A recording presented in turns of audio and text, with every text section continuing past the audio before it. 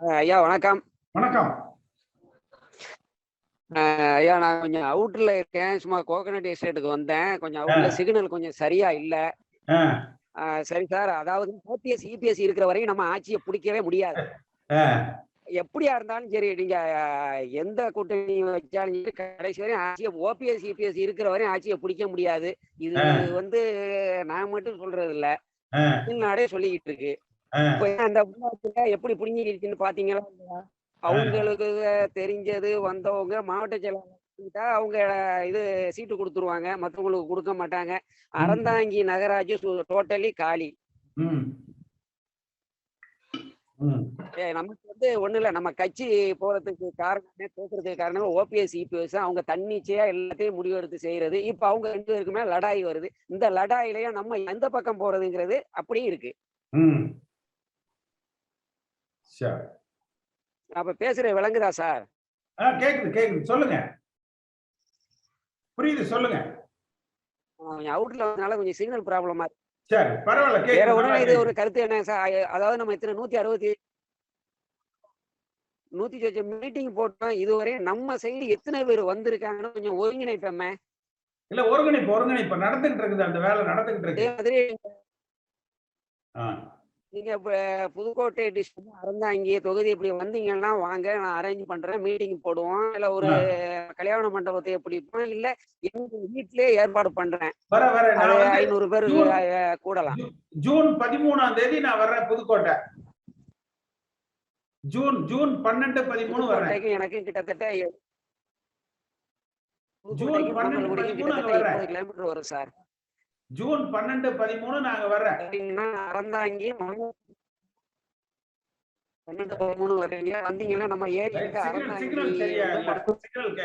பிஜேபியோட கூட்டணி வேணுமான்னு கேக்குறீங்க.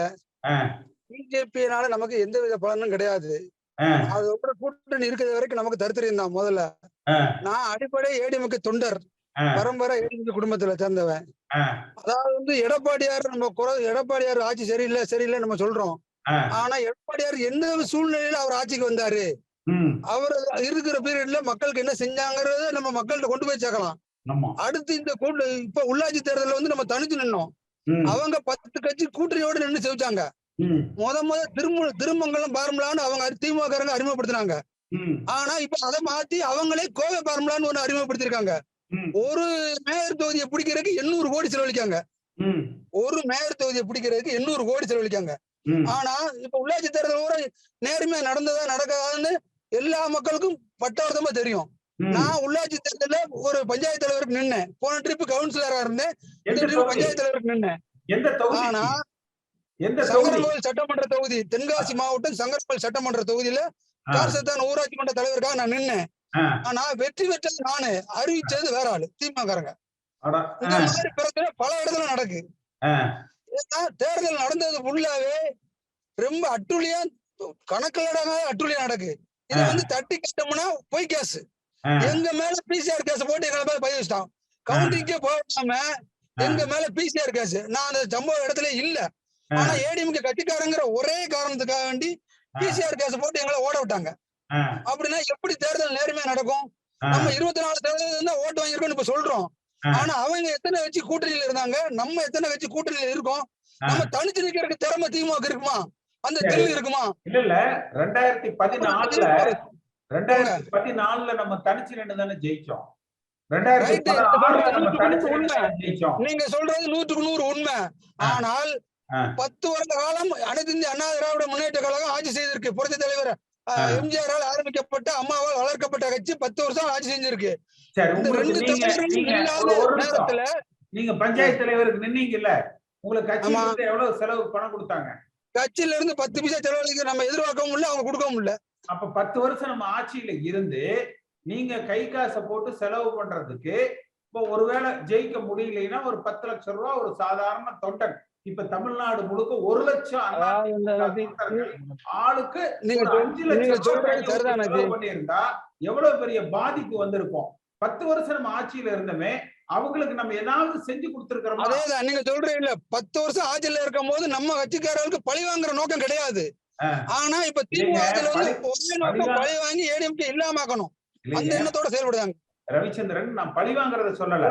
உங்களை பலமுள்ள ஆளா பண்ணியிருந்தாங்கன்னா நீங்க அந்த இடத்துல வந்து ஓட்டுக்கு காசு கொடுத்து வாங்குறதுன்னா வாங்கி இருப்பீங்க. உங்க மேல கேஸ் போட்டா வக்கீல் அதுல வந்து நாமளும் அவங்களோட எந்த விதத்திலும் குறைச்சு நானும் செலவழிக்கலாம். நான் சொந்த துட்டை நிறைய செலவழிச்சேன். அதெல்லாம் நான் நேரடியா மீட்டிங்ல சொல்ல முடியாத சூழ்நிலை. அவ்வளவு நம்மளும் செலவழிச்சோம். ஆனா அந்த அறிவிப்பு வேற மாதிரி வருது. எங்களை பிசிஆர் போட்டு ஓடுறாங்களே, என்ன செய்யறது? ஆளுங்கட்சி நிர்வாகம் அப்படி செய்யுது. இப்ப பார்லிமெண்ட்டுக்கு என்ன பண்ணலாம் சொல்லுங்க? எலெக்ஷன் பார்லிமெண்ட்டுக்கு 100% பிஜேபியோட கூட்டணி வச்சா ஒரு தொகுதி வராது. தெளிவா இருக்கிறீங்க. அதோட தனித்து நிக்கிறது திறமை. இல்லைன்னா மாநில கட்சி கூட கூட்டணி வைக்கலாம், தவறே கிடையாது. பிஜேபியோட கூட்டணி ஒரு காலத்துல ஒத்துவிட முடியாது. முன்னால பேசுற நண்பர் ஒண்ணு சொன்னாரு, அம்மா நான் உயிரோட இருந்த வரைக்கும் இன்னும் கூட்டணி கிடையாதுன்னு சொன்னாங்க. அதான் 100% உண்மை. அண்ணா நாங்க திருவண்ணாமலை மாவட்டம் சேர்பாப்பட்டு ஊராட்சிண்ணா, இளைஞர் எல்லாம் பெண் பாசறை செயலாளர்ண்ணா. அண்ணா நம்ம பிஜேபி பேசுங்க, தொடர்ந்து பேசுங்க. ஆனா நம்ம பிஜேபியோட கூட்டணி வைக்கிறது ஒரு வகையில் நல்லது தாங்கண்ணா. ஏன்னு கேட்டுச்சுன்னா பிஜேபி எல்லா மாவட்டத்திலயும் வளர்ந்துட்டாங்கண்ணா. அவங்க எல்லாருமே அதிகமா இல்ல, ஓரளவுக்கு வளர்ந்துருக்காங்கண்ணா. ஒரு 10 பேர் நம்ம கூட சப்போர்ட் பண்ணாலும் அது நல்லதுதான்ண்ணா. இல்ல அவங்க வளர்ந்தது இப்ப அவங்க 300 இடம் ஜெயிச்சிருக்காங்க. அதுல 200 இடம் கன்னியாகுமரி. அது வந்து ஒரு அகில இந்திய கட்சி வந்து தமிழ்நாட்டுல மாநில கட்சியா கூட இல்ல, ஒரு மாவட்ட கட்சியா தான் இருக்கு. 300ல அவங்க ஜெயிச்சது 200 இடம் கன்னியாகுமரி. 2011 எலெக்ஷன்லயே அவங்க 138 இடம் ஜெயிச்சிருந்தாங்க. கன்னியாகுமரி கழிச்சிட்டு பாத்தீங்கன்னா தமிழ்நாடு முழுக்க 100 தொகுதி தான் ஜெயிச்சிருக்காங்க, 100 வார்டுல. அன்மியூட் பண்ணுங்க சௌந்தர். பிஜேபி தானே கொடுத்தாங்க இப்ப திருவண்ணாமலை மாவட்டத்துல ஓட்டு. நம்ம ஊராட்சியில நல்லா ஓட்டு நல்லா சப்போர்ட் பண்ணி போட்டாங்கண்ணா. நம்ம தனியா நிக்கிறதுல ஒரு கூட்டணி தான் நல்லதுன்னு நினைக்கிறேண்ணா. சரி, அது கூட்டணி வச்சுக்கலாம். ஆனா அது பிஜேபியா இருந்ததுன்னா நம்ம மற்ற ஓட்டெல்லாம் நம்மளை விட்டு போயிடுது. அவங்க 2% வந்ததுன்னா 10% வெளியே போயிடுது. ஆமாண்ணா, உண்மைதான் நீங்க சொல்றது. நம்ம பக்கம் பேசினாங்க அதை பத்தி. சரி, இருந்தாலும் ஒரு கூட்டணி நம்மளுக்கு சரி, வேற ஏதாவது கூட்டணினாலும் பரவாயில்லைண்ணா. சரி, ரைட், வேற கூட்டணி வச்சுக்கலாம் பிஜேபி இல்லாம. ஓகேண்ணா, ஓகேண்ணா. அண்ணா வணக்கம். வணக்கம். வணக்கம், கேக்குங்களா? நல்லா இருக்கு, பேசுங்க. அண்ணா பழனி திண்டுக்கல் மாவட்டம்ண்ணே. நம்ம கோலமங்கலம் ஊராட்சி துணைத் தலைவருங்க. நம்ம கட்சியில வந்து ரொம்ப பிழையாகி ரொம்ப நம்ம மன உடச்சல் ஆயிடுச்சுங்க. இந்த மட்டுக்கு நான் ஒரு 4-5 லட்ச ரூபாய் செலவு பண்ணீங்க. கட்சியில எந்த ஒரு இது இல்லைங்க. தலைவரும் ஏடிஎம்கே தலைவர் நான் தான் கேட்டு ஜெயிக்க வச்சேனுங்க. 2 பேருக்கு அண்டர்ஸ்டாண்டிங் இல்லைங்க. ஒழிச்சு நம்ம நீங்க இது வரைக்கும் கேட்டதெல்லாம் எல்லாம் செழிப்பான வழியில பதில் சொன்னாங்க. அந்த பதில் ஏத்துக்கிறேனுங்க. ஆனா எல்லாரும் ஒருங்கிணைஞ்சு அதுல நீங்களும் ஒரு ஆள், சசிகலால இருந்து தினகரன்ல இருந்து எல்லாரும் எல்லாருமே, நான் மாங்குடி மைனர் படம் பார்த்ததுல இருந்து ஒரு வெறித்தனமான ஆளு கட்சியில. அம்மனக்குண்டியோட படம் பார்த்தேன். அந்த படம் வந்து அம்மனக்குண்டியோட பார்த்தனுங்க. மாங்குடி மைனர் ஒரு படம் விஜயகுமார் படம் பார்த்தனுங்க. 14 வயசுங்க அன்னைக்கு. அந்த படம் பார்த்த வந்த வெறிங்க, இந்த தலைவரும் புரட்சி தலைவர் மேல வந்த வெறிங்க, அந்த வெறி எனக்கு ரொம்ப மன உடச்சல் ஆயிடுச்சுங்க. இந்த ஒரு 2 மாசத்துக்குள்ள மன உடச்சல் ரொம்ப ஆயிடுச்சுங்க எனக்கு. நம்ம கட்சி வந்து இந்த மாதிரி ஆயிடுச்சேன்னு நீங்க எல்லாம் ஒருங்கிணைச்சு இந்த மாதிரி பேசுறதை நான் நிறைய மீட்டிங்ல கலந்துருக்கிறேங்க. இதான் முதல்ல உங்களோட பேசுறேங்க. செல்லு வேற சார்ஜ் சான்ஸ்ல கிடையாது பேசுறேங்க. நம்ம கட்சியை ஒருங்கிணைக்கிறது எல்லாம் நம்ம ஒரு இடத்துல நீங்க வந்து இந்த மாதிரி மீட்டிங் போட்டு நம்ம எல்லாத்துக்கும் ஒரு இது தெளிவுபடி கொடுத்தீங்கன்னா நல்லா இருக்குங்க. பேசுவோம். தமிழ்நாடு முழுக்க எல்லா பகுதிகளிலும் போய் நம்ம அதுக்கு நடந்துட்டு இருக்கு, வேலை நடந்துட்டு இருக்கு. அந்த வேலையை செஞ்சோம்னா கொஞ்சம் நல்லா இருக்குங்கண்ணா. சரி, ரொம்ப நன்றிங்கண்ணா. நன்றி, பேசுவோம். வணக்கம் ஐயா. வணக்கம். நம்ம கட்சி தோறது காரணமே திமுக தாங்கய்யா. சரி, ஏதோ ஏதோ பெட்டி மாத்தி வச்சு வந்துட்டாங்கய்யா திமுக கட்சிக்காரங்க ஆட்சிக்கு. அதனாலதாங்கய்யா நம்ம தோத்துட்டோம். சரி சரி, பேசுவோம். வணக்கம்ண்ணா. வணக்கம். இப்ப நம்ம வந்து நம்ம அதிமுக தொண்டர்கள் செயலாளர்கள் எல்லாருமே வந்து இப்ப இந்த இதுல வந்து சில கருத்துக்களை தெரிவிச்சாங்க.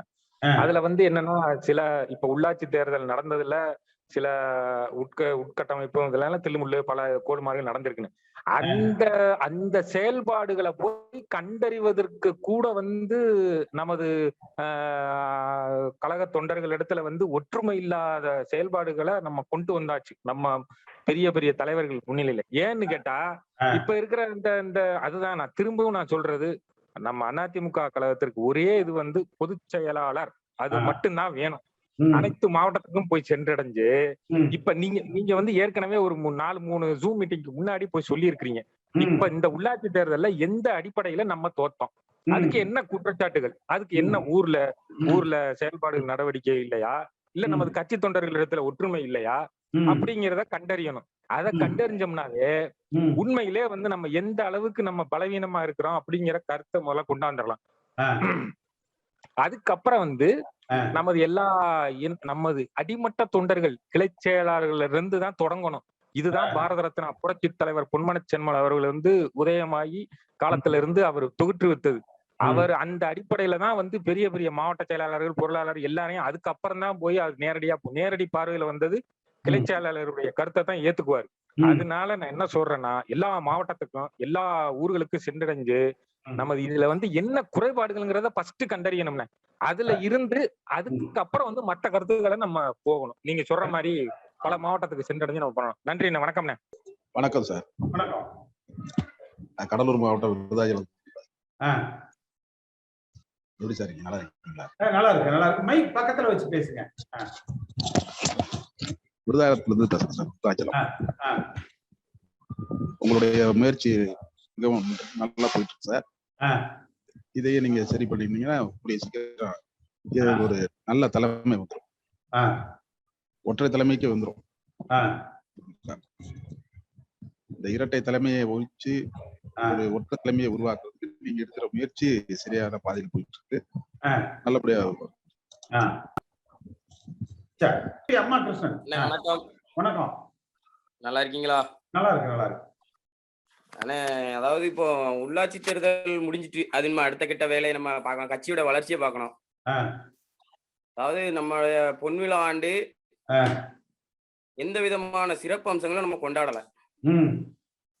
அதாவது இப்போ வந்து தலைமையில இருந்து வரக்கூடிய ஆர்டர் என்னன்னா, கிளைக்கழகம் நகர செயலாளர் தலைமையில உங்க ஊர்ல எத்தனை வார்டு இருக்கோ அத்தனை வார்டுலயே மீட்டிங் கண்டிப்பா அட்டன் பண்ணி மக்கள் மத்தியில நம்ம கட்சியை வந்து மறக்கக்கூடிய சூழ்நிலை இப்ப இருக்காங்க. அதை மாத்தணும். அதாவது ஒரு தொண்டனுக்கு வந்து வருஷம் கிடைக்கிறது என்னன்னா ஒரு கேலண்டர் கட்சியில இருந்து கிடைக்கும். அது போக எதுவும் மீட்டிங் வச்சாக்கி 10 கிடைக்கும். இப்போ மீட்டிங்கும் கிடையாது, எங்க தொகுதியில கேலண்டரே கிடையாது, கட்சி கேலண்டர் எதுவுமே கிடையாது. அந்த கண்டிஷன் போய்கிட்டு இருக்கு. இந்த சூழ்நிலையை மாத்தணும்.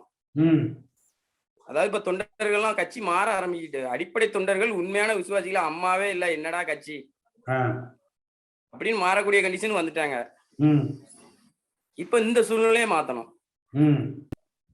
இதுக்கு வந்து நீங்க நிச்சயமா தலைமையிட்ட சொல்லணும். அதாவது தன்னலம் இல்லாத தலைவர் முதல்ல நமக்கு வேணும். இப்போ சசிகலா அம்மா இருந்திருந்தாக்கி நிச்சயமா எல்லாருக்கும் பணம் கொடுத்துருப்பாங்க எலெக்ஷனுக்கு. நானும் முதல்ல ஆப்போசிட்டா தான் யோசிச்சேன், சின்னம்மா வரக்கூடாது அப்படின்னு சொல்லிதான் நானும் முதல்ல யோசிச்சேன். ஆனா இப்ப இருக்க கண்டிஷன்ல நிச்சயமா அவங்க வரணும். அவங்க எத்தனை பணம் கொடுத்துருக்காங்க தம்பி கொஞ்சம் சொல்லுங்களேன். அவங்களுக்கு வந்து அந்த குடும்பத்துல இருக்கிற எல்லாத்துக்கும் வாங்கித்தான் பழக்கத்தையோடய கொடுத்து எனக்கு தெரிஞ்சு தமிழ்நாடு முழுக்க கேட்கலாம்.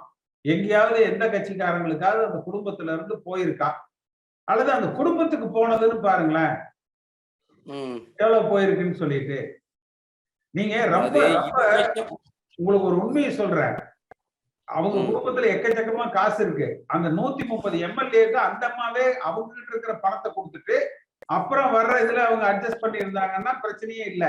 அவங்க அதுக்கு கஞ்சத்தனம் பண்ணிட்டு எடப்பாடியை விட்டு நீயே கொடுத்துக்கோ அப்படின்னு உடனே இவர் என்ன பண்ணிட்டாரு, நான் ரெகுலரா உங்களுக்கு கொடுத்துட்றப்பான்னு எல்லாருக்கும் ஒரு டீல் பேசி அந்த அம்மாவை கட்சி விட்டு காலி பண்ணி அனுப்பிச்சாரு. அதனால அது வந்து என்னைக்கு ஒன்வே டிராபிக் தான். அடுத்து தம்பி நீங்க உங்களுக்கு என்ன வயசாச்சு தம்பி? 25. அதிமுக காரங்க யாரும் 100 ரூபாய் காசு கொடுக்குறாங்கன்னு கூட்டத்துக்கெல்லாம் யாரும் வரமாட்டாங்க. கட்சி அப்படிங்கிறது வந்து உணர்வுக்காக, உணர்ச்சிக்காக, தன் கொள்கைக்காக, அந்த கட்சியில இருக்கிற பிடிப்புக்காக வர்றது. காசுக்காக யாரும் வரமாட்டாங்க. அந்த உணர்ச்சிகள் பாதிக்கிற அளவுக்கு இப்ப தலைமை இருக்க. அதான் அந்த தலைமை சரியில்லை. ஒன்றுபட்ட அதிமுகவை உண்டாக்கி தொண்டர்களால நம்ம வந்து ஒரு தலைமையை கொண்டு வரலாம். கட்சி அப்படிங்கிறது வந்து இது ஒரு வியாபார ஸ்தலமாகவோ கூலிக்கு ஆள் எடுக்கிற இடம் அல்ல. இங்க வந்து ஏழை பணக்காரன் எல்லாரும் ஒண்ணுதான், ஒரு கோடீஸ்வரனும் ஒண்ணுதான், கூலிக்காரனும் ஒண்ணுதான். அதுதான் அரசியல் கட்சி. அதனால நம்ம வந்து அதை ஒருங்கிணைச்சு போவோம். ஒன்றுபட்ட அதிமுகவை நம்ம உருவாக்குவோம். எல்லாரையும் சேர்த்து தொண்டர்கள் மூலமா ஒரு தலைமையை உண்டாக்குவோம். சரி அண்ணா வணக்கண்ணே. வணக்கம். அண்ணே ஒரு ஒன்றிணைந்த தலைமை தானே வேணும், ஒற்றை தலைமை தான் வேணும் நமக்கு. ஒற்றை தலைமை தான் வேணும். ஆமாண்ணே, அது நீங்களா இருக்கலாம், யாரா இருக்கலாம், எது வேணாலும் வரலாண்ணே. உங்களை எப்படி எடப்பாடி ஜெயில ஏத்தினாரோ எடப்பாடி ஜெயில ஏத்துறத நான் பாக்கணுங்க. கேட்க உங்களுக்கு அவ்வளவு ஆசை. அவ்வளவு இல்லண்ணே, தப்பு இல்லண்ணே. உங்களை எப்படி நான் ஏத்தலாம், என்ன காரணத்தை வந்து உங்களை ஏத்தினாரு, அதனால அவர் ஜெயில உட்கார்றத நான் பாக்கணும், அவ்வளவுதானே. இந்த காணொளியை காணும் தமிழ் உள்ளங்களுக்கு ஒரு அன்பான வேண்டுகோள். சேனலை சப்ஸ்கிரைப் பண்ணிட்டீங்களா? பண்ணலனா மறக்காம சப்ஸ்கிரைப் பண்ணுங்க. சப்ஸ்கிரைப் பட்டனையும் பெல் ஐக்கனையும் உடனடியாக கிளிக் பண்ணுங்க. உங்கள் அன்பும் ஆதரவும் என்றைக்கும் எங்களுக்கு தேவை. நன்றி.